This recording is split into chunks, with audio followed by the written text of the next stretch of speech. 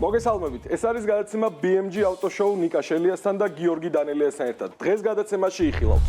ვისაუბრებთ ახალ კანონზე, რომლის მიხედვითაც 6 წელზე მეტი ავტომობილების იმპორტი იკრძალება. თემაზე სტუმრად გვეყოლებიან გიორგი ჯაფარიძე, ჩემი ქალაქი მკლავს, ალექსი ნონიაძე, საქართველოს ავტოიმპორტიორთა და ავტომფლობელთა ასოციაციის ხელმძღვანელი, ავტოგამყრელიძე, დილერი, ვატო ფაჩულია, ქარექს იმპორტი, დავით წამალაშვილი, ქარსპეისი და სტუდიაში ჩაგვერთვება ალექსანდრე ვეკუა, კავკასუს ავტო. ვაფიქსირებთ პოზიციას კანონთან დაკავშირებით. იქონიებს თუ არა რეალურად ეს კანონი გავლენას ეკოლოგიაზე და განმუხტავს თუ არა საცობებს. რა შედეგს უნდა ველოდოთ ან რა იქნება ოპტიმალური გამოსავალი ამ ყველაფრიდან. მოდი დავიწყოთ ბატონი ალექსანდრე ვეკუათი. გამარჯობა, გესმით ჩემი ხმა? გამარჯობა, დიახ, მოგესალმებით, მესალმებით თქვენს. მადლობას გიხდით გადაცემაში სტუმრობისთვის. გვაინტერესებს თქვენი პოზიცია რა არის ამ თემასთან დაკავშირებით, 2-3 სიტყვით რო გითხრათ, ასევე რას ფიქრობთ ეკოლოგიაზე იმოქმედებს თუ არა ეს კანონი დადებითად და რას უნდა ველოდოთ? ან თქვენი პოზიცია რა არის, როგორ შეიძლება შევამსუბუქოთ ეს ყველაფერი? მოგესალმებით კიდევ ერთხელ მოგახსენეთ ჩვენ პოზიციას, ეს ცვლილება სექტორზე პოზიტიურად ნამდვილად არ აისახება და საბოლოო ჯამში გამოიწვევს იმპორტის კლებას და ავტომობილებზე ფასის ზრდას და ამის მიზეზებს დავასახელებ და ასევე შევეხები იმ ნაწილს, რამდენად ეს ეკოლოგიაზე დადებითად იმოქმედებს თუ არა. ზოგადად ავტომობილების იმპორტს ორ ნაწილად გავყოფდი, ეს არის საბოლოო მომხმარებისთვის და ავტოდილერი, რომელიც ამ ავტომობილის იმპორტის მიზანი არის მისი შემდგომი რეალიზაცია.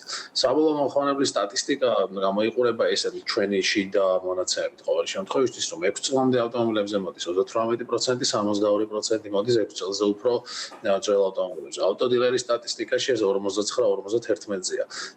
ამ ციფრებს აჯანსაღებს ის ავტომობილები, რომლებიც რეექსპორტისთვის არის გათვლილი და ეს უკვე მეტყველებს იმაზე, რომ თქვათ ქართველი საბოლოო მომხმარებლის ყიდვის უნარიანობა შედარებით დაბალია ვიდრე იგივე რეგიონში, იგივე ყაზახეთში ან აზერბაიჯანში. ეს ცვლილება გამოიწვევს შემდეგს, რომ 2019 წლიან ავტომობილს ვინც ყიდულობდა, ის 20-იანის ყიდვასაც შეძლებს და 21-იანის და ასევე 2018-იანს ვინც ყიდულობდა, მათი ნაწილიც, ასე ვთქვათ, გადმოერთვება უფრო ახალ სეგმენტში, რაც მოთხოვნას გაზდის, გაზდილი მოთხოვნა ეკონომიკის წესებით და კანონებით ვიცით, რომ იწვევს ფასების ზრდას, ხოლო შედარებით უფრო ძველ ავტომობილებში თუ ამას დავარქვათ ძველ ავტომობილებს იქ მიწოდება ზღუდავთ, თუმცა მოთხოვნას მაინც ვტოვებ და ესეც ავტომატურად იწვევს ფასების ზრდას. რაც შეეხება ეკოლოგიას, მეც და თქვენც და თითოეული ჩვენთაგანი ამ ქალაქში ვცხოვრობ და ამ ქვეყანაში და ეკოლოგია რა თქმა უნდა გვაწუხებს ძალსახად, თუმცა ეს შეზღუდვა რამდენად მოაგვარებს ამ პრობლემას არ ვარ დარწმუნებული და მე ვეცდები რომ თქვათ იგივე ევროპის მაგალითებით, ასე ვთქვათ, მაგალითები მოვიყვანო. იგივე ევროკავშირში ავტომობილების საშუალო ასაკი არის 12 წელი და საქართველოში ავტომობილების საშუალო ასაკი არის 14 წელი. ეს იმის გათვალისწინებით, რომ ჩვენ დარეგისტრირებული ყავს 152,478 ვაზი. დაახლოებით 47,000 გაზის ავტომობილია, რუსულ ავტომობილებზეა საუბარი საბჭოთა კავშირის დროს. ეს იმდენად დიდი ციფრებია, რომ შეუიარაღებელი თვალითაც ყოველდღიურობაში უნდა გვხვდებოდეს ყოველი მე-10 ავტომობილი უნდა გახდეთ ეს ამ მარკის და ამას ქალაქში ცალსახად ვერ ვხედავთ, ხო? იგივე ოპელი არის 146,357 დარეგისტრირებული, რომელიც პრაქტიკულად აღარ არის. მე ამით იმის თქმა მინდა, რომ ამ ავტომობილების ჩამოწერა ძველი ავტომობილების, რომელთაც ექსპლუატაციის ზღვა და კარგა ხნის წინ გაუვიდა, თავის დროზე არ მომხდარა და ეს ასე ვთქვათ სტატისტიკას თავის მხრივ ამახინჯებს. ამიტომ ჩვენ ეს 14 წელიც რაც ჩვენ გვაქვს საშუალო ასაკი, ეს პრაქტიკულად ამის გამოკლებით შეიძლება 12 და 11 წელი გახდეს და რატომ არის რომ პრაქტიკულად ევროკავშირის დონის საშუალო ასაკი გვაქვს ჩვენს ქვეყანაში. ეს იმას არ ნიშნავს, რომ საქართველოში ყიდვის უნარიანობა ჯობია ევროპის ქვეყნების ყიდვის უნარიანობას, GDP-თ რო ავიღოთ per capita მინიმუმ 5-ჯერ ან ზოგ შემთხვევაში მეტჯერაც ჯობნიან. უბრალოდ ჩვენ გვაქვს შტატებიდან იაფიანი ალტერნატივა მეორადი ავტომობილების და ზოგ შემთხვევაში დაზიანებული ავტომობილების სახით, რომელიც ახალია და ბევრად უფრო იაფია, ვიდრე მიზე ევროპული ან სხვა ქვეყნის ანალოგი.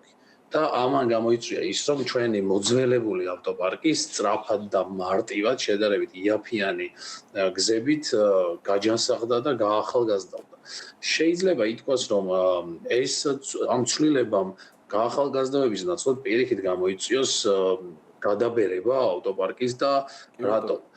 ჩვენ თუ რაღაც ძველი ავტომობილი ყავს, ძველს თუ დავარქმევთ, ასე ვთქვათ 2015 წლიანს და გვინდა მისი გამოცვლა 2020-იანზე უფრო ნაკლები ვეღარ შემოყავს და ის შედარებით უფრო ძვირი ღირს და ჩვენი ქცევა შეიძლება რომ გავზრდით ექსპლუატაციის ვადას.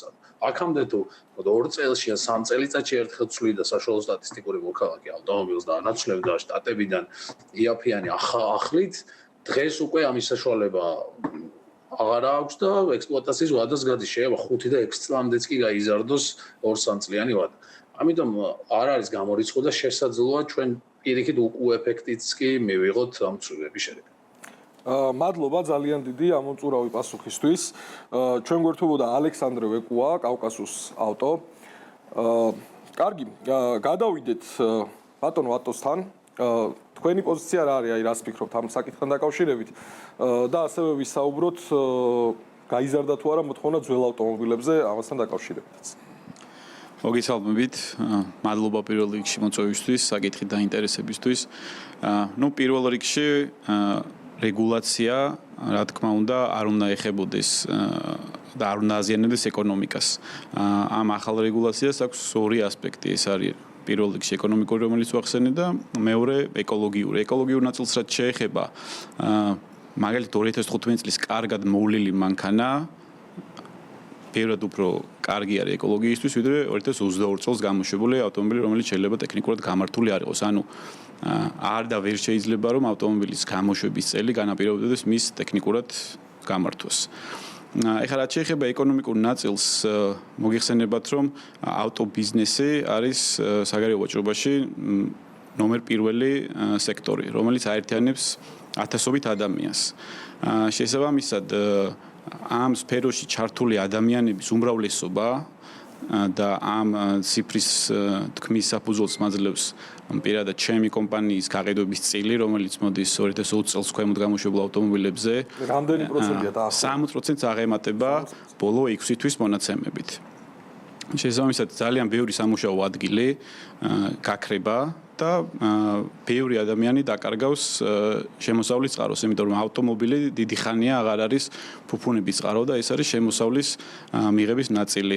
ვიცით ჩვენ რომ ყავს ბევრი ტაქსისტი, ბევრი საკურიერო სამსახური, რომლებიც უბრალოდ ამ საქმიანობით არჩენენ ოჯახებს. ასევე მხედველობაში მაქვს სერვისები, ლოგისტიკური ოფისები, რომლებიც ძალიან ბევრ ადამიანს ასაქმებს.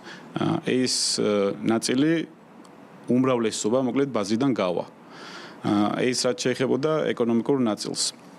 რაც შეეხება რომ დავუბრუნდეთ ჰაერის დაბინძურებას, რა თქმა უნდა ეს ყველასთვის მნიშვნელოვანი არის, თუმცა ავტომობილის გამოშვების წელი როგორც თავში ვახსენე, ამას არ განსაზღვროს და განაპირობებს. აქვე გასათვალისწინებელი არის ტექინსპექტირება, რომელიც თუ მუშაობს ერთი მხრივ გამართულად, მაშინ მინიმუმამდე უნდა იქნას დაყვანილი ასეთი შემთხვევები. ასევე ჰაერის დაბინძურების ნაწილში ხეთ ჩემზე უკეთ ისაუბრებენ ბევრად გამოცდილი ადამიანები ვყავს სტუმრად. თუმცა ასევე უნდა აღინიშნოს უხარისხო ზეთები, საცხებს აპოქის საშუალებები და ასე შემდეგ. მადლობა ძალიან დიდი. გადავიდეთ ბატონ დავითთან. თქვენი აზრით რო გითხრათ, გამარჯობა, მადლობა. მადლობა წანებისთვის, დაპატიჟებისთვის. მე ვფიქრობ, რომ კონკრეტულად ეს შეზღუდვა 6 წელზე მეტი ავტომობილის ფიზიკურად გამონაბოლქვთან არაფერ კავშირში არ იქნება. პირველ რიგში ვახსენებ იმას, რომ ადამიანები, ვინც ყიდულობდნენ რაღაც გარკვეული წლოვანების ავტომობილს, შემდეგ დაახლოებით საშუალოდ ჩემი ინფორმაციით არის 3-დან 5 წლამდე ცვლიდნენ. ვფიქრობ, რომ 3 წელზე და 5 წელზე მეტ ექსპლუატაციაში დაიტოვებენ ამ კანონის მიღების შემთხვევაში ავტომობილებს და ფიზიკურად ვერ მოხდება მათი ჩანაცვლება. გახანგრძლივდება გახანგრძლივდება.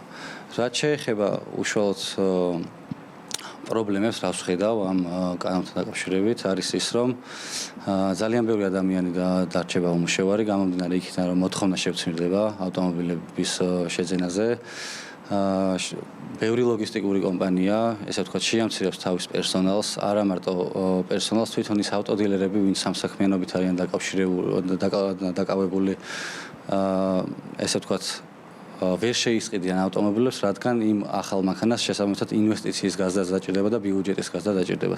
აქედან გამომდინარე, ძალიან ბევრი ადამიანი დარჩება უმუშევარი. რაც შეეხება ქვეყნებს, რომ შევეხოთ, სად არის ეს ქვეყნები, რომელ ქვეყანას აქვს ეს კანონი. ევროპაში მაგალითად არ არის შეზღუდვა ასაკობრივ ზღვარზე. ამერიკას აქვს 25 წელზე ზევით არ უნდა იყოს და არის ძალიან ცოტა ჩამონათვალი ქვეყნების, რომელსაც დაახლოებით 3 წლამდე აქვს, ეს არის ჩინეთი, ღანა, კენია და ასე შემდეგ. უმეტესობას, ესე ვთქვათ, 10 წელი და ზევით აქვს იმპორტი დაშვებული.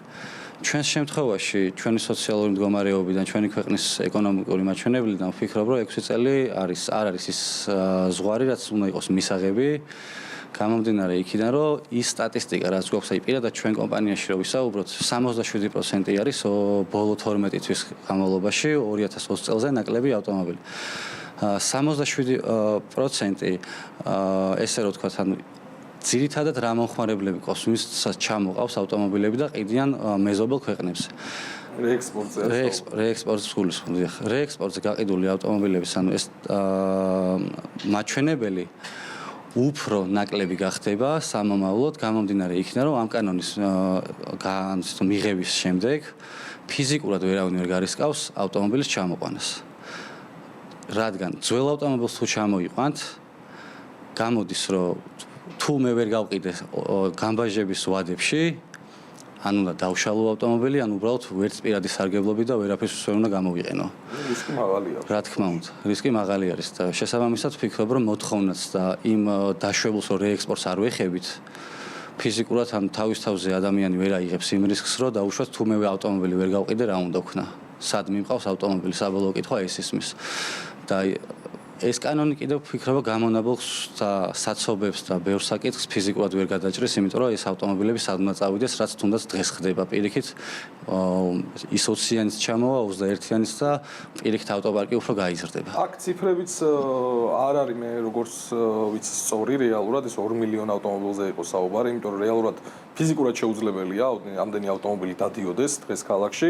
არის ძალიან ბევრი ჩამოუწერავი, ასე ვთქვათ, ავტომობილი. მე ძალიან ბევრი მაგალითი ვიცი ხა უბანში ჩვენთან სადაც ვცხოვრობთ, მინიმუმ 2-3 ავტომობილი არის წვრით სავსე და აყენია წლობით. ხო, ამ ავტომობილებზე რეალური სტატისტიკა არ გვაქვს. რამდენი არის მოძრავ მდგომარეობაში, ასე ვთქვათ. გეტყვით, მომსახურების სააგენტო საიტზე, ესე საჯარო არის ხელმისაწვდომია, მან წერია, რომ 2 მილიონს გადაჭარბებული არის და მართვის მოწმობა უფრო ნაკლებია ვიდრე ავტომობილი და ეს ლოგიკურიც არის და შესაბამისად თუ მართვის მოწმობა ბევრად ნაკლებია, ის მანქანები ალბათ გაჩერებულია ლოგიკურად რომ ვიმსჯელოთ.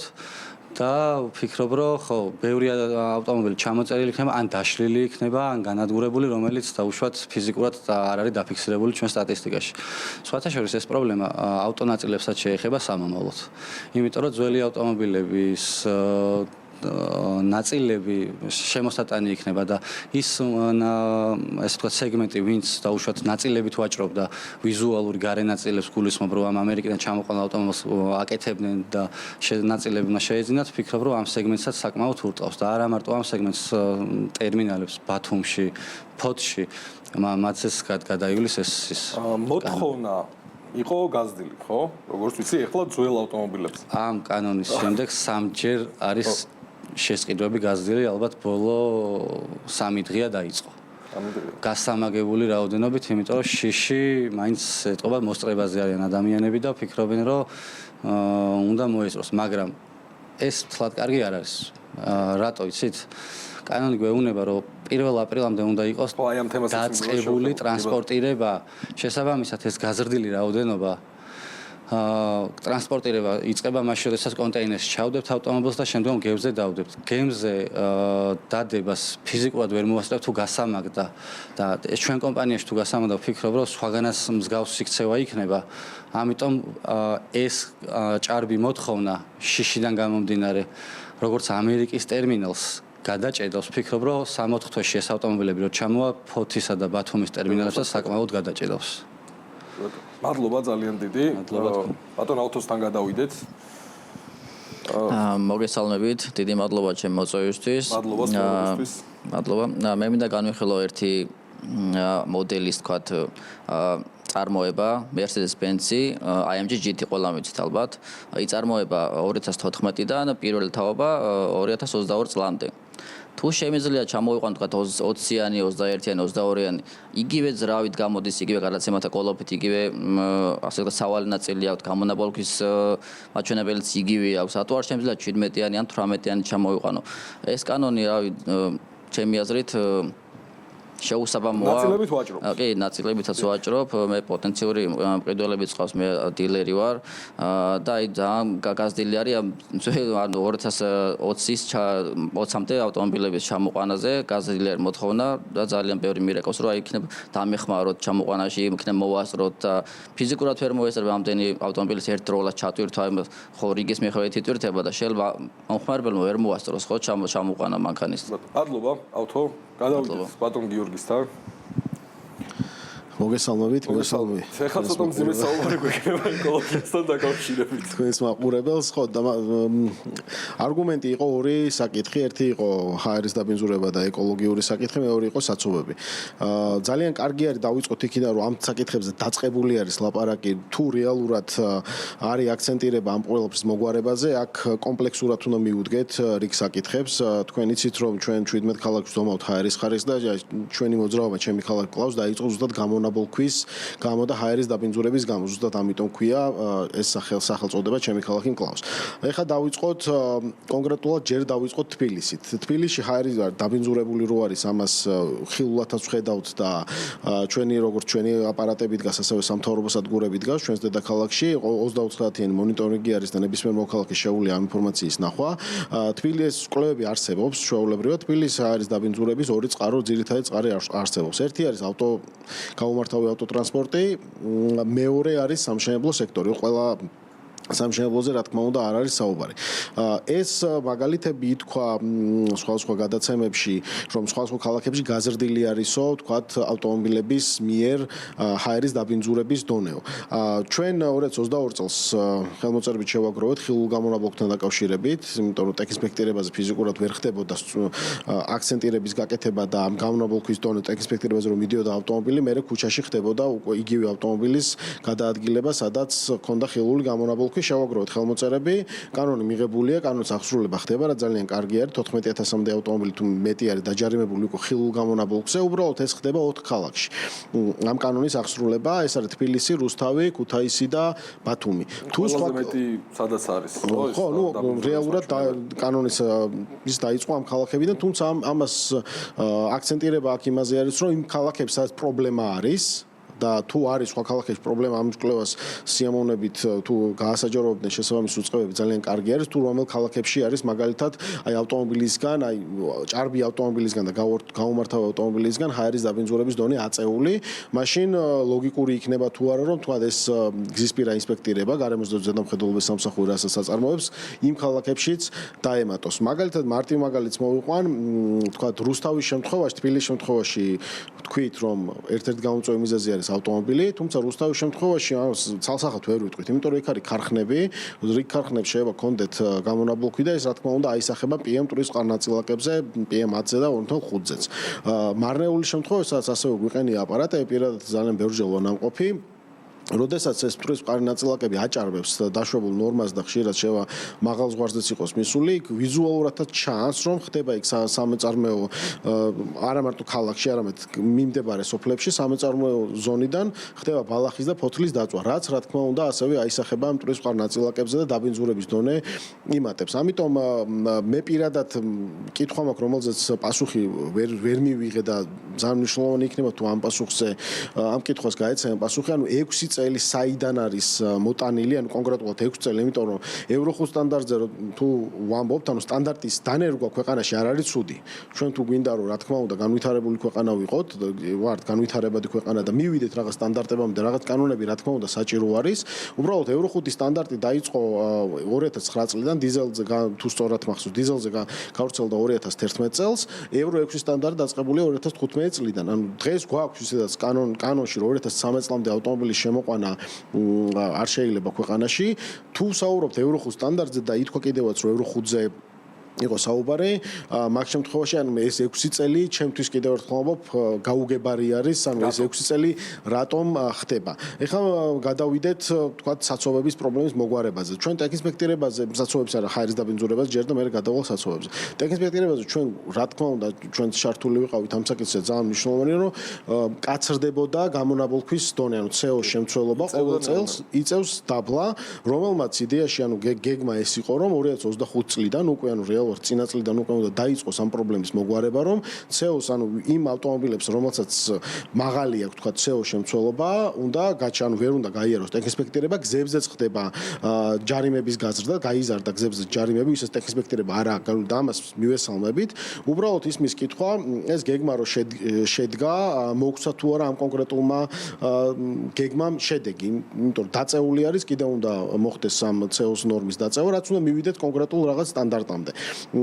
ეს 2020 წლის ახალი ავტომობილები ითქვა კიდევაც შეიძლება შემოიყვანო რაღაცა გაუმართავი ავტომობილი, ან შეიძლება შემოიყვანო 2019 წლის თქვა გამართული ავტომობილი. თუ საუბრობ ჩვენს დედაქალაქზე, მარტივი კითხვა არის, რატო არ შეუძლია მაგალითად ხაშურში ვიღაცა მიყიდოს 2019 წლიანი ავტომობილი, თუ იქ არ არის ეს გადაჭარბებული PM ტვირთყარი ნაწილაკების, ანუ ჰაერის დაბინძურება თუ არ არის გამოწვეული კონკრეტულად ავტომობილის გამო. ძალიან მნიშვნელოვანი იქნება ასე რომ დაიდოთ ის ქალაქების რიცხვი, სადაც სამთავრობო სადგურებზე არის საუბარი და ხდება სხვა ქალაქებში ამ ჰაერის ხარისხის მონიტორინგი, PM 2.5-ზე არის საუბარი, რაც იწვევს სიმსივნეს, ასმას, ბრონქის და ასე შემდეგ, რომელ ქალაქებში არის კონკრეტულად აი ამ ჰაერის დაბინძურება გამოწვეული ავტოტრანსპორტისგან. ავტომობილი ანუ ყველასთვის ნათელი რო იყოს, ახლა ვიღაცა ერკვევა, ვიღაცა ვერ ერკვევა, ნებისმიერ ავტომობილს აქვს გაფრქვევა. ეს არის ელექტროავტომობილსაც საბურავებისგან და ხუნდებისგან.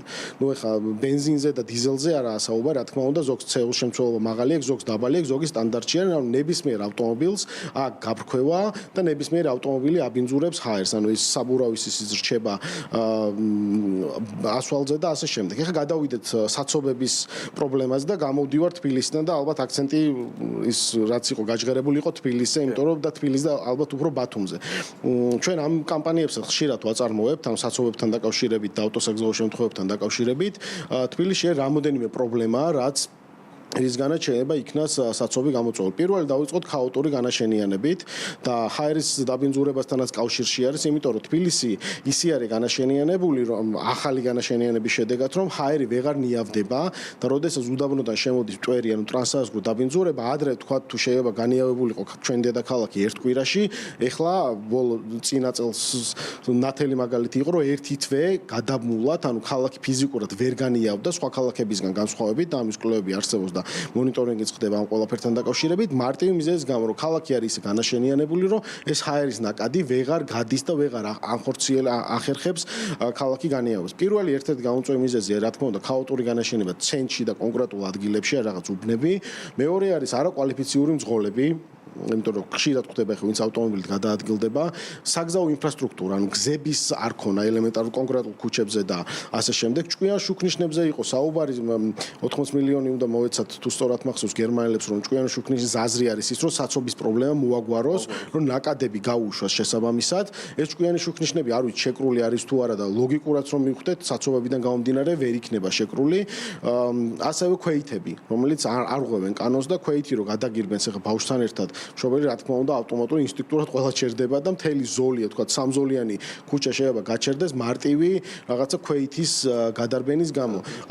გზებზე გაჩერებული ავტომობილები და ბევრი რიგი საკითხი არის რა თქმა უნდა ამასთან დაკავშირებით, საცობებთან დაკავშირებით. ანუ რეალურად ჩვენ თუ გვინდა და ძალიან კარგი არის კიდევ ერთხელ ვახსენებ რომ ამ პრობლემის მოგვარებაზე დაიწყო ლაპარაკი, აქ არის ეს არის კომპლექსური საკითხი, როგორც ჰაერის დაბინძურება, ასევე საცობების პრობლემა და ეტაპობრივად უნდა მოხდეს ამ ყველაფრის მიყოლა ზოგ შემთხვევაში კანონის აღსრულებაც და შეიძლება მოგვცეს ამ კონკრეტულ საკითხებთან შედეგი და კიდევ ერთხელ ბოლოს დავამთავრებ.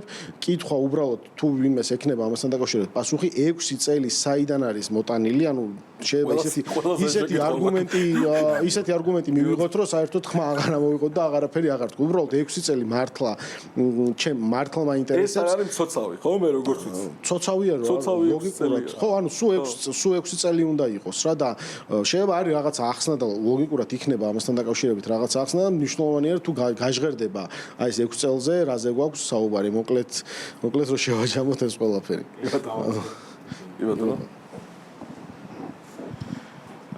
ამ კანონის შესახებ როდესაც გავრცელდა ინფორმაცია, ორი არგუმენტი მოვისმინე. მე პირველი ეს იყო ჰაერის დაბინძურება, ეკოლოგიური ნაწილი და მეორე იყო გადატვირთულობა. აი გადატვირთულობას რაც შეეხება თამამად შემიძლია თქვა, რომ აღნიშნული შეზღუდვა გადატვირთულობას არ მოხსნის იმ მარტივი მიზეზიდან გამომდინარე, რომ როგორც უკვე შევეხეთ, მოსახლეობის მსყიდველობით უნარიანობას მარტივი მაგალითად რომ მოვიყვანოთ 2013 წლიანი მანქანა ვისაც ყავდა და აპირებდა რომ შეიცვალა და განეახლებინა გამოშვების წელი და იყიდა 2017-იანი, ეხლა ფიზიკურად ამის საშუალება ვერ ექნება. ხოლო იმპორტის შეზღუდვით მოხდება ის, რომ ადგილობრივ ბაზარზე პირველ ეტაპზე მოხდება ფასების გადიდება, მოხდება გადაყიდვა ბაზარზე და შესაბამისად ის მანქანები, რომლებიც უკვე ექსპლუატაციაში არის, იქნება იქამდე მიმოსვლაში, სანამ ბოლომდე არ ამოწურავს თავის რესურსს, რაც შესაბამისად გარემოს მეტ ზიანს მოუტანს, ვიდრე იმპორტირებული, რა თქმა უნდა, ტექნიკურად გამართული მანქანები. კი ბატონო. კარგით, ბატონო ალექსანდრე გადავიდეთ, როგორც მაქვს ინფორმაცია, შაბათს არის ხვალ აქცია დაგეგმილი ამ თემასთან დაკავშირებით, ამაზეც რომ ორი სიტყვით ვისაუბროთ და მე უკვე თქვენი პოზიციას რომ ვითხრათ ამ საკითხთან დაკავშირებით. კი ბატონო, მოგესალმებით, მე ვესალმებ ჩვენ მაყურებელს. დიდი მადლობა ასეთი პროექტისთვის. ნამდვილად საჭიროა, რომ გადაწყვეტილების მიმღებმა პირებმა თუ სტრუქტურამ გაითვალისწინოს და მოისმინოს ჩვენი არგუმენტები, იმიტომ რომ სულ გვესმის, რომ არგუმენტები არ არის, არადა თავად მოისმინეთ გადაცემის მსვლელობის დროს, რომ არგუმენტები ძალიან ბევრია და მინდა გითხრათ, რომ პრინციპში სალაპარაკო მიარც არაფერი არ დამჭა, ყველაფერი ითქვა მეგობრების მხრიდან, ამომწურავად. რაც შეეხება შაბათს მომსახურების აგენტოს მიმდებარე ტერიტორიაზე გვაქვს აქცია შეხვედრა. პეტიციით გვინდა რომ მივმართოთ ხელისუფლებას და ხელმოწერებს ვაგროვებთ ამისთვის. ამიტომ ყველას გთხოვთ აქტიურობა. რა თქმა უნდა, ეს პეტიცია ჩვენს დავდებთ ამას გადაცემის სრულობისას და გექნებათ შესაძლებლობა რომ თქვენს ხელი მოვაწეროთ, ვინც ახლა უყურებთ ამ გადაცემას. დიდი მადლობა ხარდაჭერისთვის. ყველას მადლობას ვუხდი, ვინც კი სოციალურ ქსელში რაღაც ფორმით გააზიარა, ამ პოზიცია გამოხატა, იმიტომ რომ ეს ძალიან მნიშვნელოვანია. კიდევ ერთხელ გადაწყვეტილების მიმღებმა პირებმა და თვითონ სტრუქტურამ თუ ორგანიზაციამ უნდა დაინახოს, რამდენად მნიშვნელოვანია ეს საზოგადოებისათვის. ერთი საკითხი. ამიტომ აი პეტიციაში წერია, რომ ეს კანონი უნდა იქნეს გაწეული. ეს არის ზოგადი ფორმულირება, მაგრამ ვემხრობით იმ საკითხს, რომ ეს გადაწყვეტილება მინიმუმ უნდა იყოს გადახედული და ის ვადები, რაზეც ვისაუბრეთ, რომ ყველას კითხვა უჩნდება იმასთან დაკავშირებით, რომ 6 წელი რატო 7 არა, ან 5 წელი, ან 3 წელი, ხო ნუ არ აქვს მნიშვნელობა. საიდან მოიტანეს, ხო? ელემენტარულად ამის დასაბუთებაც, ხო, ნუ საჭირო იქნება. კარგი იქნება თუ ეს ამას განვიხილავთ, დიალოგს ალტერნატივა არ გააჩნია და კარგი იქნება თუ მოგვისმენენ, გავისაუბრებთ და ჩვენ არგუმენტებს ვეთქვით და ისინი თავიანთ არგუმენტებს გაგვიზიარებენ, როგორც გითხრათ, ამას ალტერნატივა არ აქვს. ახლა რაც შეეხება ჩემ პოზიციას და ასოციაციის პოზიციას, ხო? მოდი ვისაუბროთ ციფრებით. იმიტომ რომ აქ არგუმენტები ბევრი ითქვა, მხოლოდ ერთს დავამატებდი ციფრების შემდეგ რეექსპორტს თუ რატო მიმოქმედებს რეექსპორტზეც იყო საუბარი, რომ რეექსპორტს არ შეეხება. დავიწყოთ იმით, რომ სადღაც თუ გადავხედავთ დავუყურებთ კომპანიების მონაცემებს და შევაფასებთ მდგომარეობას, სადაც 150 კომპანია, ცოტა მეტი არის ჩართული ლოგისტიკური კომპანია ამ საქმიანობაში. 30-40% ამ კომპანიებიდან სამწუხაროდ გაჩერდება. ამ კომპანიების უკან თანამშრომლები არიან. ამ კომპანიების თანამშრომლების უკან ოჯახებია. დილერების 50% თუ 60-იან 70 არა, მინიმუმ 50% თვით დასაქმებულია და ვერ შეძებს უკვე ფუნქციონირებას. იმიტომ რომ ეს ყველაფერი იქიდან ამოვდივართ, რა წლოვანების, რა ასაკის ავტომობილებზე მუშაობენ, რა სეგმენტია ეს, ხო? ეს მნიშვნელოვანია, გასათვალისწინებელია. პლუს სადღაც 400 მილიონამდე შედის ბიუჯეტში თანხა, ხო?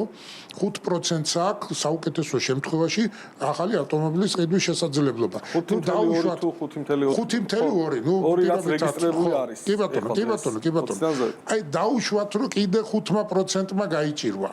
და ნუ გაჭირვებით შეიძინა 10% დანარჩენი 90% ხო ვერ შეიძენს ხო შესაბამისად რო ვეღარ შემოვა შიდა ბაზარზე ავტომობილები ბიუჯეტში თანხაც ხო 90%-ით ლოგიკურია შემცირდება ხო 6 მილიარდი ბრუნვა ამ დარგს იმპორტი რეექსპორტი შესაბამისად აი ამ ციფრებიდან გამომდინარე ბრუნვა მინიმუმ შემცირდება 2.6 მილიარდით მაინც შემცირდება 2.6 მილიარდი ვინც ეკონომიკა იცის როგორ მუშაობს ის დამეთანხმება რომ თუ ამ სექტორს 2 მილიარდზე მეტი შეუმცირდება ეს ციფრი კიდე სამჯერ უნდა გავამრავლოთ რა შედეგს უარყოფით შედეგს მიიღებს ეკონომიკა ხო ანუ არ ვიცი ახლა ეს ვის მოვიდა თავში აზრად, მაგრამ აშკარად ჩანს, რომ ყველაფერში ჩანს, რომ ეკონომიკურად ეს თემა საკითხი არ არის დამუშავებული, ეკოლოგიის თვალსაზრისითაც ეს თემა არ არის დამუშავებული, იმიტომ რომ აქ ბევრი ისაუბრეს ჩვენმა მეგობრებმა, რომ შედეგზე ვერ გავდივართ, აღარ შეგაწყენ თავს, შევეხები მხოლოდ რეექსპორტს. ძალიან რისკიანი ბიზნესია. ხშირად ისმის, რომ აი მარჟა არის მაღალი, თქვათ, ამდენი რჩება, იმდენი რჩება. მინიმუმ 3 თვე, მაქსიმუმ 6 თვე ჭირდება ტრანსპორტირებას, ჩამოყვანას, მდგომარეობაში მოყვანას ავტომობილს. ხო, ესია დამეთანხმები სულ ყველა, ხო? და ამ 6 თვის განმავლობაში რა შეიცვლება, სადღაც ზღვაში მეკობრეები გამოჩნდებიან, სადღაც მთავრობა რაღაც დადგენილებას მიიღებს. სადღაც საზღვარზე არ უშვებენ მაგალითად თურქეთის როგორი პრობლემებიც აქვს მილიონი უამრავი პრობლემები აქვს იქ ყაზახებისა და ყირგიზების ნაკლებად კონკურენტული და დემპინგური ფასები და ასე შემთხვევით გამოწვევები აი ბევრი რისკია ამ ბიზნესში და დაზღვევის მექანიზმი არის ერთადერთი რაც თქვენს ხო ჩემმა მეგობრებმა და კოლეგებმა რომ შიდა ბაზარზე რეექსპორტზე რომ შემოყავს მანქანა ერთადერთი დაზღვევის მექანიზმი გაქვს ამდენ რისკში რომ შიდა ბაზარზე გაყიდი ან განაბაჟებდა ელემენტარულად სახში მაინც საკუთარი მოხმარებისთვის დაიტოვებ ამ გადაწყვეტილებით ამასაც ვამცირებთ ხვდებით ამ შესაძლებლობასაც ძალიან მარტივად აი წარმოიდგინეთ 7 წლის მანქანა შემოიყვანა ავტოიმპორტიორმა დილერმა და ვერ გაყიდა რეექსპორტზე ხო არ შეებობს რისკი ამისი. მეცაც ვიტყვი მეორე ნაწილში რატო ვერ გაყიდეს. ვერ გაყიდა, რა უნდა ქნას? უნდა გადააგდოს? სახში მიიყვანა და უკაცრავად არ მომერიდება ეს თქვა, საკათმეთ ხო არ აქცევს, ხო? ну აი რა უნდა უყოს, ხო? ვერ დაარეგისტრებს ვერაფერი. ეხლა უყურეთ ყაზახებთან მიმართებაში რა გამოწვევის წინაშე ვდგევართ. ყაზახი ამას რო დაინახავს და ყირგიზი დილერი ისედაც დემპინგურ ფასებს გვიწესებდა დილერებთან მიმართებაში. ხო დაელოდება იმ 3 თვეს, ხო იცის რომ 3 თვე უნდა დაელოდოს და მე მივიდეს, როცა უკვე დატერმინალებულია დასაწყობებულია, დატერმინალებულია და თვითღირებულების 11-13 ფასს შემოგთავაზებს და წაიყვანს, ხო? ეს ფაქტიურად იმის ნაცვლად რომ პრობლემები მოგვეგვარებინა, გამოდის რომ ბაზარზე ბუნებრივ მონოპოლისტებს ხვდით უცხო ქვეყნის მოქალაქეებს. რა ვიცი, აი ბევრი შეგვიძლია ვისაუბროთ, აღარ გავაგრძელებ. კარგი იქნება დიალოგს ალტერნატივა არა, კიდევ ერთხელ ვამბობ, საჭიროა დაჯდომა, გადაწყვეტა, ყველას გვიყვარს ეს ქალაქიც, ეს ქვეყანაც და აქ მჯდომი ადამიანებიც იზიარებენ პასუხისგებლობას, ჩემთან ერთად დარწმუნებული ვარ და ამ სფეროში დასაქმებული ძალიან ბევრი ადამიანია, ძალიან ბევრს გაუკეთებია ამ ქვეყნისთვის, ძალიან ბევრი საქმე, ბოლოს და ბოლოს ავტოხაბი ჩამოაყალიბა ამ ხალხმა, ხო? რეგიონში ასეთი პრეცედენტი არ აქვს, ხო, ერთადერთი წარმატებული პროექტი ქართულ ეკონომიკაში ბოლო 35 წლის განმავლობაში დამისახელეთ ერთი, გარდა ავტოხაბისა.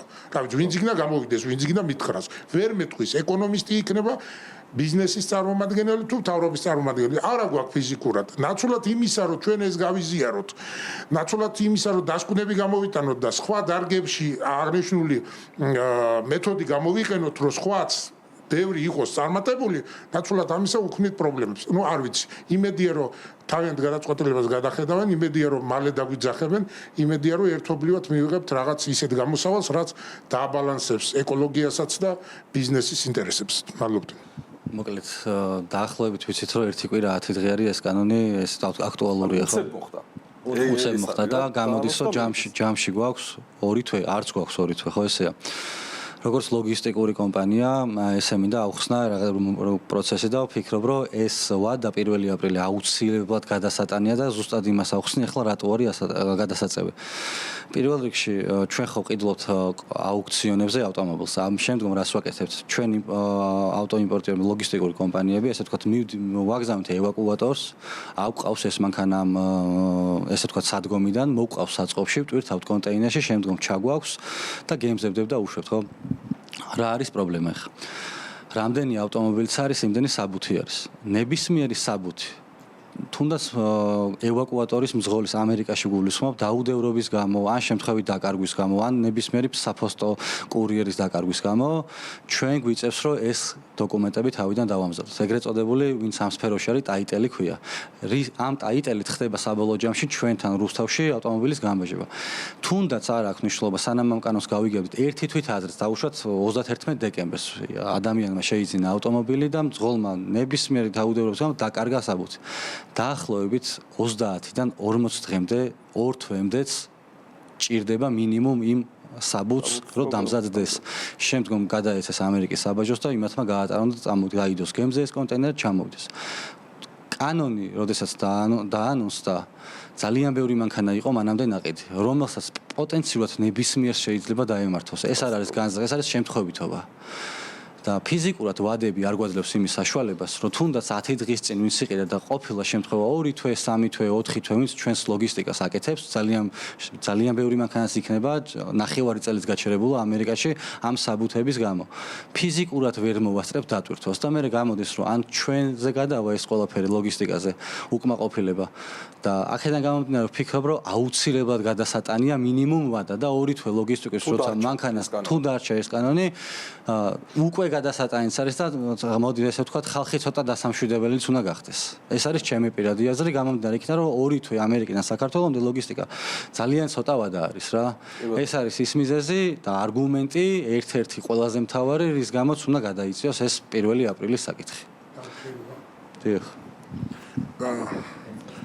აი დავითმა რაც ბრძანა მაგალითად იგივე გარემოს დაცვისა და სოფლის მეურნეობის სამინისტრომ ეს თემა ძალიან კარგად იცის თუნდაც ჩვენგან ასოციაციისგან როცა 2013 წლის ქვემოთ ავტომობილების შეზღუდვა დაიწყო მაშინ აქტიური დიალოგი ჰქონდა ამ თემასთან დაკავშირებით ერთი თვე გადაგვიწიეს მერე 2 თვე მერე 3 თვე გადაწიეს ეს ვადები როგორც ახლა არის 1 აპრილი ხო რაღაც დათქმული ვადა ასეთი ვადები გადაგვიწიეს იქიდან მოდის ეს ყველაფერი რაც პრაქტიკა მიიღეს მაშინ მაგრამ თავიდანვე დაინახეს რომ ეს ვადა ერთი თვეა ხო იგივე წინა кейსთან დაკავშირებით არ იყო საკმარისი ამიტომ თავიდანვე აპრილში იციან კარგად რომ ეს ვადა არ არის საკმარისი ალბათ გვისმენენ და თუ რამეა საჯაროდ შეგვისწორონ თუ ამას არასწორს ვამბობთ თავიდანვე საუბრობთ ამაზე რომ ვადა გადასაწევია და სამჯერ შეცვალეს 238 დადგენილება ცვლილებები შეიტანეს რატო იმიტომ რომ ვადა არ იყო საკმარისი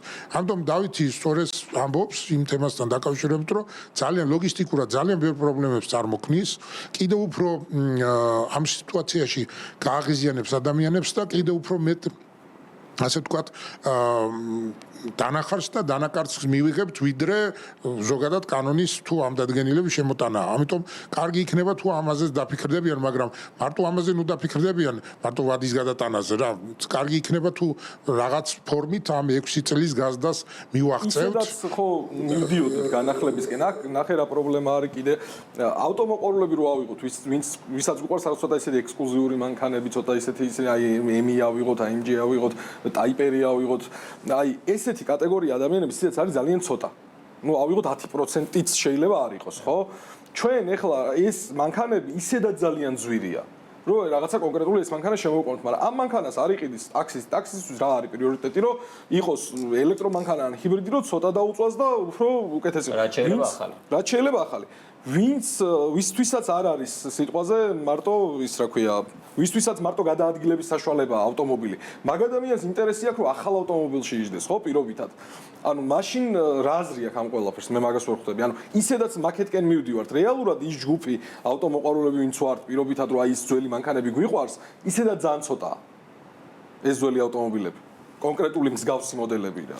არა, ბუნებრივია, აქ მარტივად და თულადია, უბრალოდ ანალიზია საჭირო, სწორედ ამ არგუმენტების მოსმენა საჭირო, გაზიარება საჭირო და ერთობლივად გადაწყვეტილების მიღება, რომ კიდევ ერთხელ დაბალანსდეს ეკოლოგია და ბიზნესის ინტერესები, მათ შორის ავტოფლობელთა ინტერესებიც. ხო?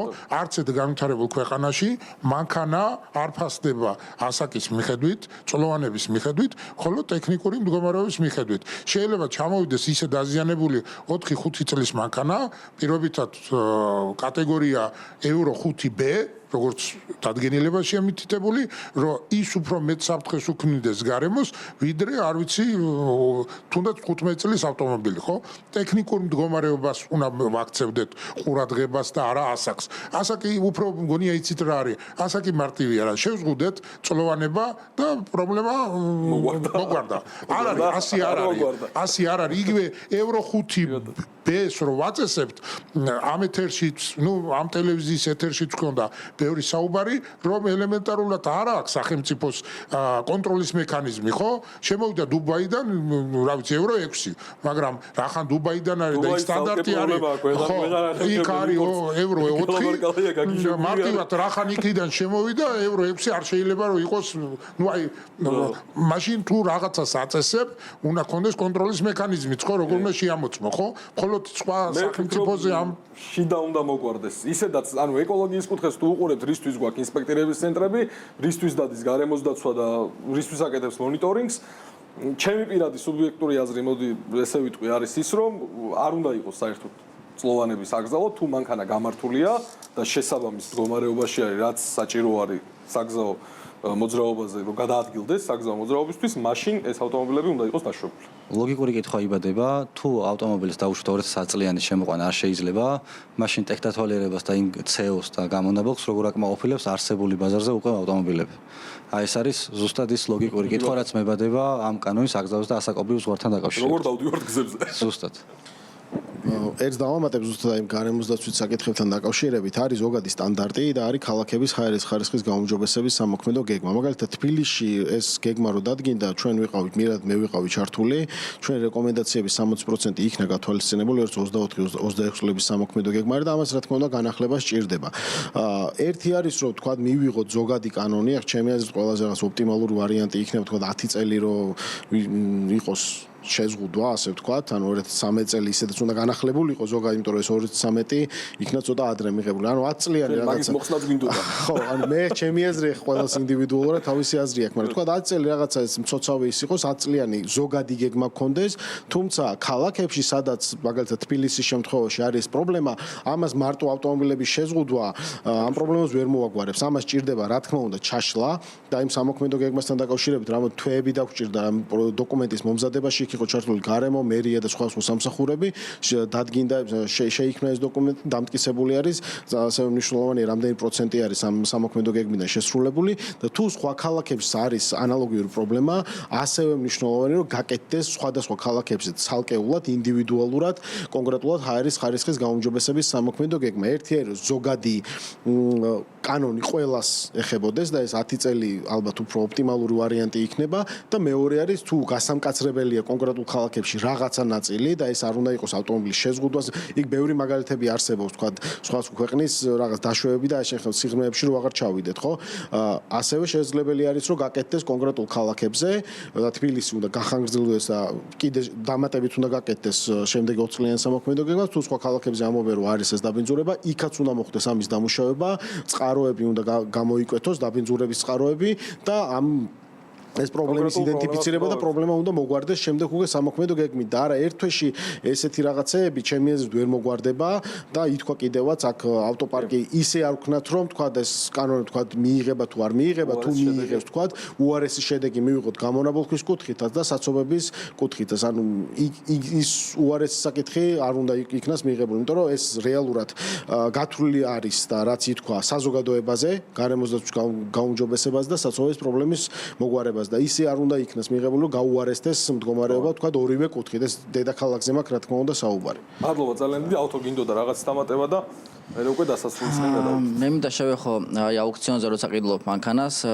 ერთ-ერთი საბუთის ტიპი არის ფენდინგი რომელიც 40-50 სამუშაო დღე ჭირდება რომ აუქციონმა მიაწოდოს წამოყვან კომპანიას რომ ჩატვირთოს შემდეგ ეს ავტომობილი და სანამ ეს საბუთი არ მივა ავტომობილი არ იტვირთება კონტეინერში და წარმოიდგინეთ ახლა სულ რამდენი დღე არის ეს გამოცხადა კანონი ხო უნდა შემოვიდეს ეს კანონი რამდენ კლიენტს მომხმარებელს ექნება ნაყიდი ასეთი საბუთით ავტომობილი ხო ფიზიკურად ვერ მოესწრება ჩატვირთა და ჩემი მაგალითზე მინდა განვიხილო მე რო ვიყიდე გასულ წელს მანქანა ზუსტად 3 თვე დაჭირდა საბუთის მიტანას რომ ჩატვირთულიყო ავტომობილი და რავი ჩემი აზრით გადახედავს საჭიროებს ეს კანონი და მე ვფიქრობ რომ ყველა თავხდებით ვინც ფიქრებია კი გადაწევა მაინც პირველად ეგ აუცილებელია მადლობა მეგობრებო სტუმრობისთვის რომ გამონახეთ რომ მოხვედით ჩვენთან ეხლა კი მინდა მიმართო ვინც გვიყურებს მაღალ ეშელონებსაც თუ იქიდანაც გვიყურებენ